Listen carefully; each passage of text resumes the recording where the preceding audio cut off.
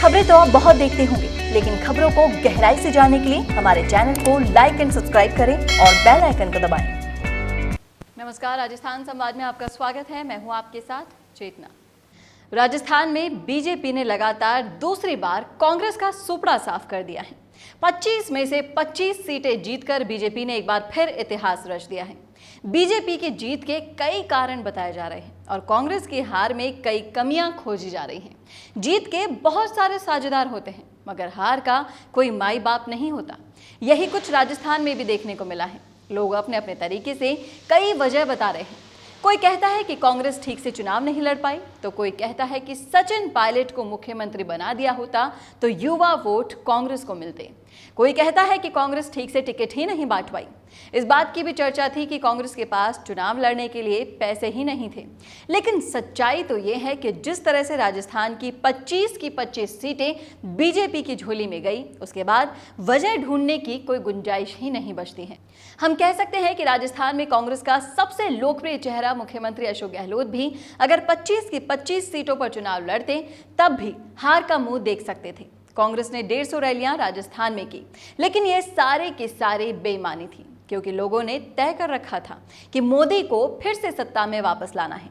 Party के उम्मीदवारों की कोई चर्चा नहीं थी, उनके कामों के बारे में कोई बोलता ही नहीं था। यहाँ तक कि बेरोजगारों को ना तो अपने रोजगार से वास्ता था, ना ही किसानों को फसलों के कम दाम मिलने का मलाल था। पेट्रोल, डीजल और रसोई गैस के बढ़ते दामों की भी कोई चर्चा नहीं थी। चर्चा केवल एक भरोसे की थी, और भरोसे का नाम था नरेंद्र मोदी। भारत के बारे में ये बात कही जाती है कि एक बार लोगों को किसी पर भरोसा हो गया तो उसके 100 खून भी माफ होते हैं। कांग्रेस इस बात को समझ नहीं पाई और बीजेपी के 100 खून गिनाने के लिए जनता में जाती रही। बीजेपी के प्रचार का तरीका ऐसा था कि जनमानस में ये बात बैठ गई थी कि नरेंद्र मोदी ही देश के लिए सही विकल्प है। राजस्थान विधानसभा चुनाव में जिस तरह से कांग्रेस को जीत मिली थी, उसकी वजह से कांग्रेस को उम्मीद थी कि कम से कम 12 सीट तो हम जीत ही जाएंगे, और इन्हीं सीटों को जीतने के लिए उन्होंने अपने भरोसेमंद चेहरे अशोक गहलोत को मुख्यमंत्री के पद से नवाजा था। अशोक गहलोत जानते थे कि लोकसभा चुनाव की राह आसान नहीं है, लिहाजा तैयारी काफी पहले शुरू कर दी थी। मगर एक बार मोदी मैदान में आए तो आंधी तूफान की तरह कांग्रेस के सारे तिनके उड़ा कर ले गए।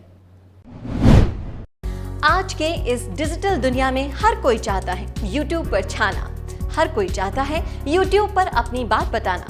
लेकिन अगर आपके पास एंकर, स्टूडियो, एडिटिंग और दूसरे संसाधन नहीं है, तो मिशी मीडिया सॉल्यूशंस दे सकता है आपको सभी वीडियो प्रोडक्शन सर्विसेज।